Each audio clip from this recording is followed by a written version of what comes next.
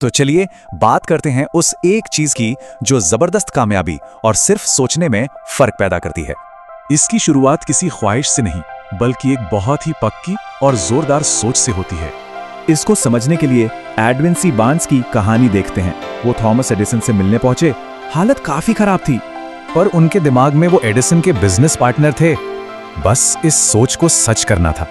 ये कोई मामूली उम्मीद नहीं थी।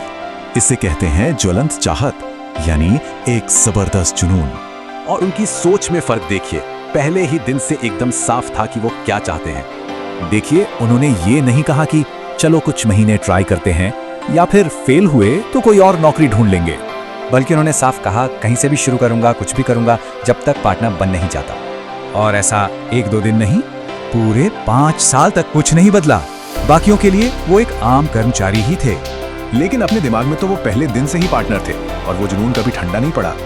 और फिर उनकी इसी जिद ने उस चाहत को हकीकत में बदल दिया। वो एडिसन के पार्टनर बन गए। पूरी तरह से किसी चीज के पीछे पड़ जाने का ये आइडिया कितना पावरफुल है, आइए एक और कहानी से समझते हैं। एक महान योद्धा अपनी सेना को लेकर दुश्मन के इलाके में उतरा और फिर अपनी ही सारी नावें जला दी। उन्होंने अपने सैनिकों से कहा, देख लो नावें जल रही हैं, अब यहां से जिंदा बचने का एक ही रास्ता है, जीत। जब पीछे हटने का रास्ता ही नहीं बचा तो जीतना ही एकमात्र ऑप्शन था, और वो जीत गए। और ये नावें जलाने वाली सोच सिर्फ जंग में नहीं, बिजनेस में भी उतनी ही जरूरी है। शिकागो में एक भयानक आग लगी, सब बर्बाद हो गया। ज्यादातर बिजनेसमैन ने शहर छोड़ने का मन बना लिया। सबके सब कहीं और जाकर फिर से शुरू करना चाहते थे, सिवाय एक आदमी थे, मार्शल फील्ड। उन्होंने अपनी जली हुई दुकान के मलबे की तरफ इशारा किया और ये ऐलान किया, और वो स्टोर बना भी उनके उस पक्के इरादे की निशानी जब बाकी सब हिम्मत हार चुके थे।